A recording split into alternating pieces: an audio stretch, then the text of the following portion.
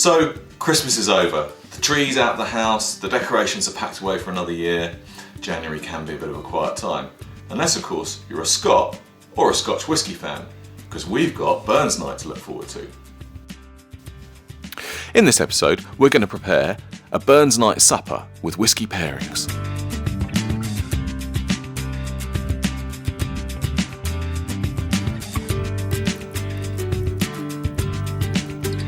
We'll also be tasting Glenmorangie Artein and Glengoyne 17-year-old.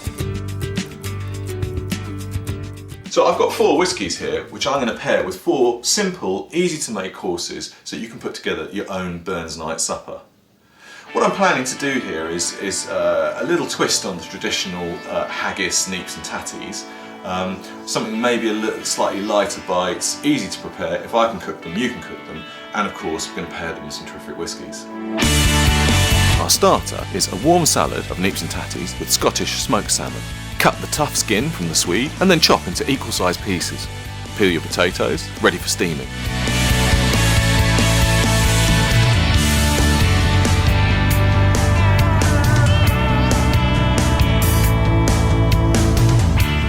The potatoes are going to take a little longer to steam, so we put those on first. Then 3 minutes later, we'll add the swede and steam both sets of vegetables for a further 12 minutes. Cut the smoked salmon. In this case, we've gone for a rich oak smoked salmon because that's really going to complement the whisky.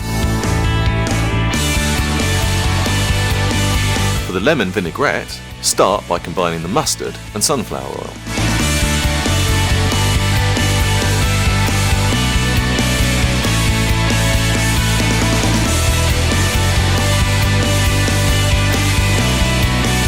When that's well mixed, we add the lemon juice, salt and pepper, and put that to one side.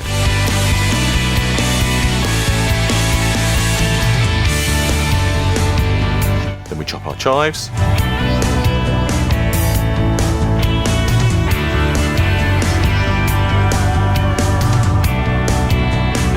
Once the vegetables have steamed, allow them to cool a little bit, and then cut them into equally sized cubes.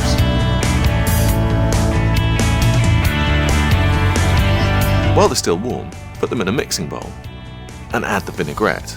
Adding the vinaigrette to the warm vegetables will really help those flavours to combine.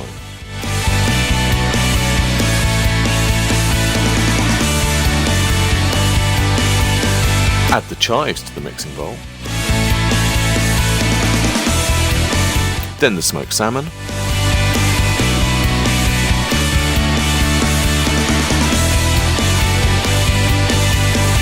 Now you're ready to serve. Arrange a pile of the mixture attractively on a plate.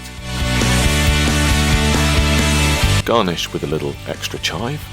Add some more dressing if necessary, and a twist of pepper. Okay, with our salad first course, we're going to serve Compass Box Peat Monster, which is not as peaty as the name might suggest. This is actually quite gently peated. It's got a lovely rich buttery texture, plenty of fruit, lovely citrus notes. And it's bottled at 46%.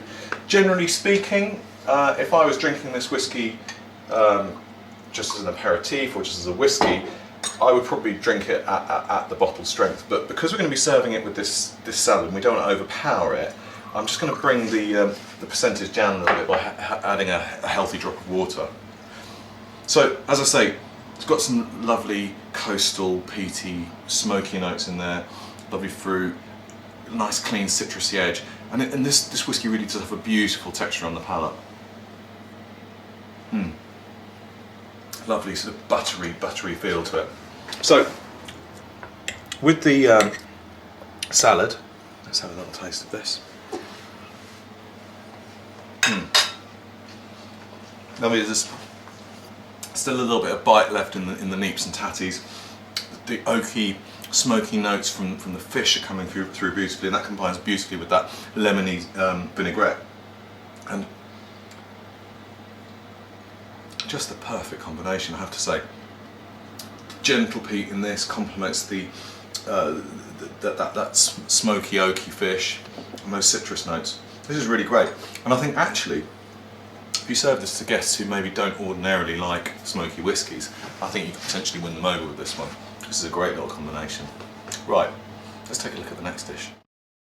So, the central ingredient of any Burns night supper is this beastie here, the Scottish haggis. Admittedly, it's probably not the most attractive looking food, but we've got a solution for that. We're going to prepare our phyllo parcels of haggis. Start by emptying out the contents of the haggis.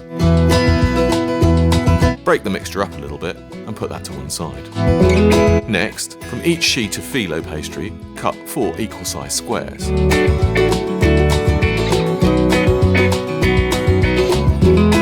For each parcel, you're going to need 2 squares of phyllo. Butter one side of one of the phyllo squares and place the other one on top.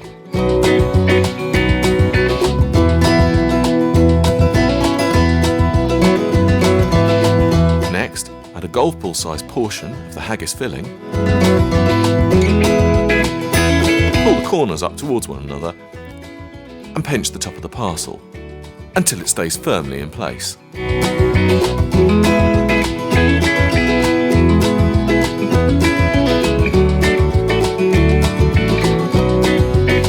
Braised red cabbage, slice and chop the cabbage, finely chop some onion, gently fry the onion for a few minutes to soften. Next we're going to add a little bit of whiskey. In this case we've chosen Glenfiddich 12-year-old. Once you've cooked off the alcohol, add the cabbage, fry off for a few minutes, and then add some good quality apple juice. Bring that back to a simmer, turn the heat down, cover, and leave to cook for about 20 to 25 minutes. Put your phyllo parcels into the oven for 15 to 20 minutes or until golden brown.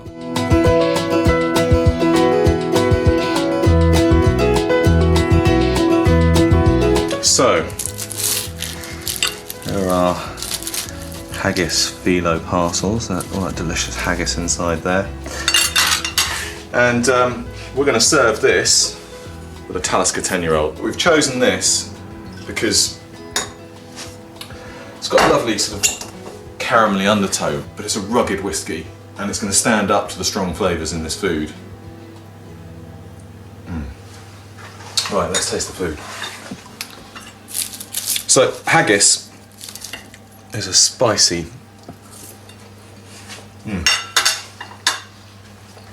lovely those flavours just complement perfectly. Let's try a bit of that cabbage. And there should be some fruity, appley notes in here. Perfect. The salty, spicy, peppery Talisker, the beautiful soft grains and pulses and that haggis, delicious. Right, I think we're ready for some cheese now. For our cheese course, we've gone for a Scottish blue cheese. There are 2 that I would recommend for this. One is Strathton Blue, which unfortunately I couldn't get hold of, and the other one, which is another lovely salty Scottish blue cheese, is Lanark Blue. So we've got a nice block here. As I say, it's a lovely creamy cheese. It's made from ewe's milk, but it's got a sort of spicy, salty edge to it. So let's have a little taste of that.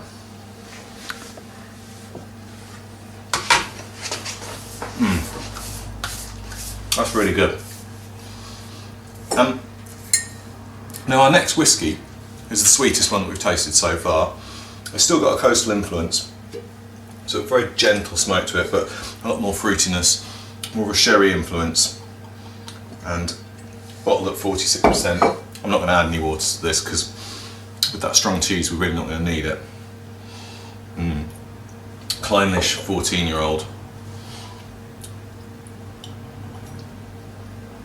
Oh, whiskey and cheese. I mean, you just can't. It's an unbeatable combination. Thing is, a lot of people sort of drink wine with cheese, but I often find cheese overpowers wine. You need something a bit stronger, be that a port or fortified wine, or in my view, the best thing to drink with some cheeses is whiskey. And this Clynelish with this Lanark Blue, it's a winning combination. Absolutely delicious. Might have a bit more of that cheese. For the raspberry Cranachan, we start by toasting our oats for a few minutes to bring out a nuttiness in the flavour.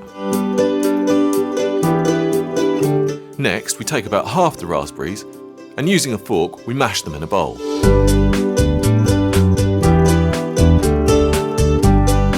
Whip the double cream until it's nice and firm.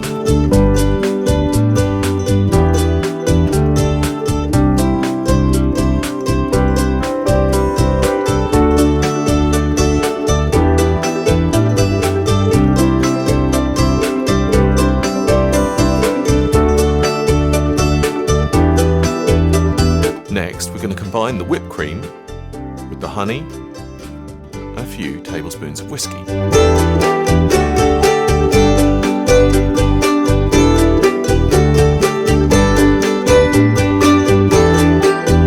Finally, we fold in the mashed raspberries and some of the toasted oats.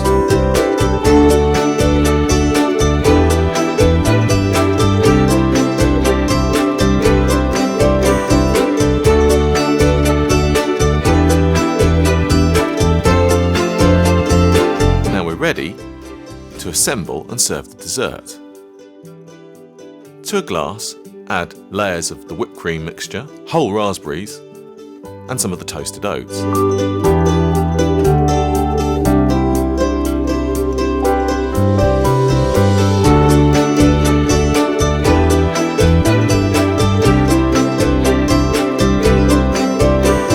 We're ready for dessert. We've got the raspberry Cranachan, and we've put some of the whiskey. The Ballantine 17-year-old has actually gone into this. This is an absolutely fantastic blend. It's got some delightful honeyed notes to it, which complement beautifully the honey, in fact, that we've used in the dessert. I'm just going to taste a little bit of that.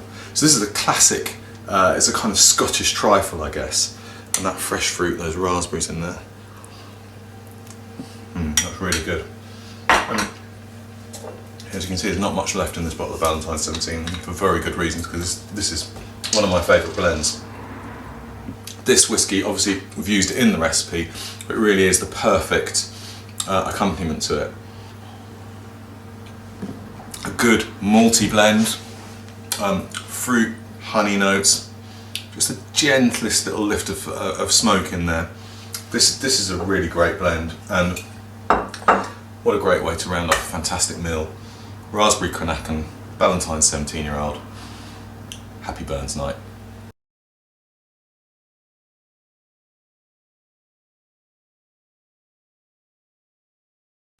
I've got a lot of affection for Glengoyne, not just for the whiskey itself, but for the distillery too. It was the first distillery I ever visited. It's in a beautiful location, not far from Glasgow.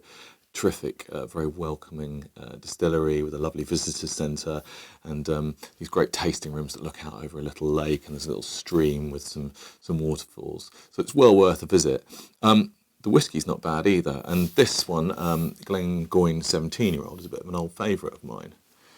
Now, it's got a sherried influence to it, but broadly speaking, for me, there are two types of sherried whiskies. There are those that tend towards the more kind of musty church pews and furniture polish kind of influence, and those that have a slightly more fruity influence from the sherry casks. And Glengoyne 17 for me is in the latter category. It's a very fruity whiskey. It's got sort of raisins, but there's also some sort of burnt sugar notes there.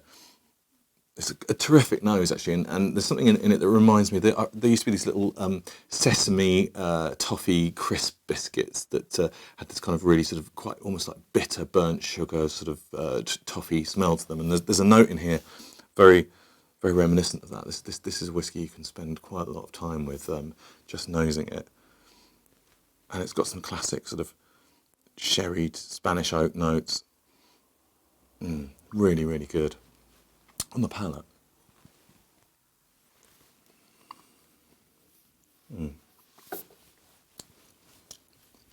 Those fruit notes really sort of carry through this, the raisins and stewed fruits in there.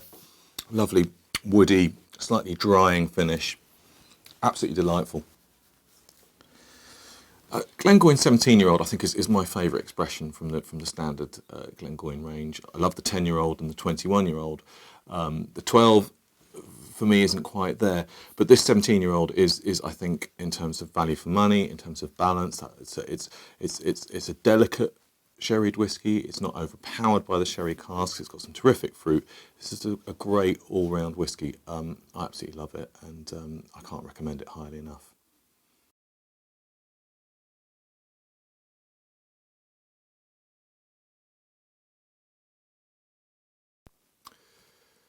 Generally speaking, I'm not the hugest fan of whiskey which has been extra matured in casks that have previously held port or wine, kind of wine finished whiskies.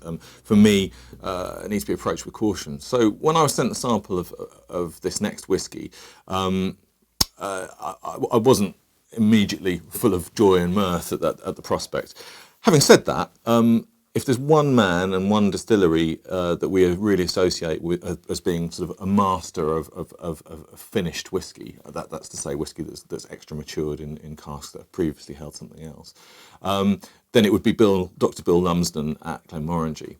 So I was still intrigued to find out what this new Glenmorangie Artein was going to taste like. Now, Artein is the Gaelic word apparently for stone. Part of the reasoning here is that the stone and the hard water they use at Glenmorangie, the stone that influences that, is a very important aspect of the Glenmorangie flavour profile. And further to that, the stone in the soil that these Tuscan grapes are grown in is a very important aspect of why the wine tastes as it does, and so they obviously felt that the stone played a big influence on this particular whiskey.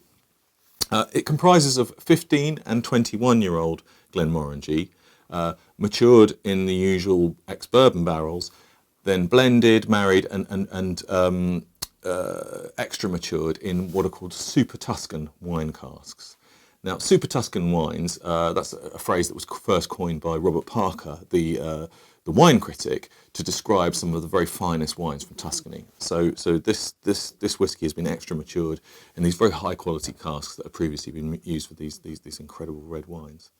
So on the nose, it's immediately a much kind of richer, heavier nose than I would associate with a normal Glenmorangie. And in fact, I don't think that in a blind tasting that I would pick this out as being a Glenmorangie. Whether that's a good or a bad thing to have sort of disguised, if you like, the distillery character, I don't really know.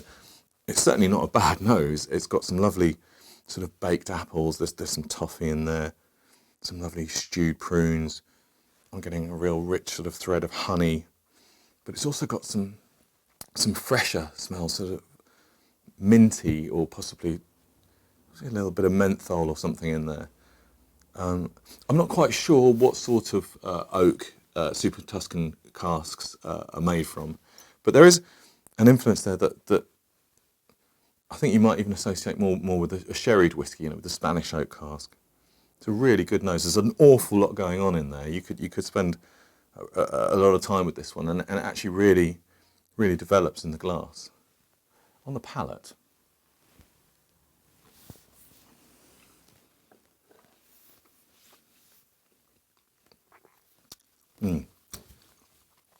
quite tannic at first actually, but really becomes very juicy. There's some great kind of woody spices in there. It dries out a little bit on the finish. There's loads of fruit, very complex. Really good. It's a really interesting whiskey actually, and you can see from the colour, I don't know if that picks up on the camera, it's got a kind of real sort of blush to it, the colour. I mean, there's a strong red wine influence in there, but it doesn't have a lot of wine finished whiskies, I think, take on a slightly unpleasant grapiness to them.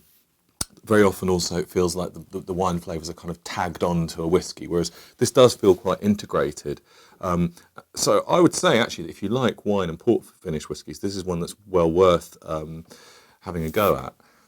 It's not cheap. I think it's going to retail in the region of £70. I suppose with the 15, 21-year-old whiskies in there, that would explain some of that. I think it's a very interesting whiskey. I think if you want something slightly more unusual, a Glenmorangie that's a little bit off the beaten track, then this would be it. So some of the Glenmorangie finishes, I think, feel like a natural enhancement of the basic Glenmorangie character. I'd say the Nectar d'Or is like a sort of sweeter, more vanilla-y, sort of pastry-ish version of the Glenmorangie original. Whereas this is a real departure. It's something very, very different. But all the same, very, very good whiskey.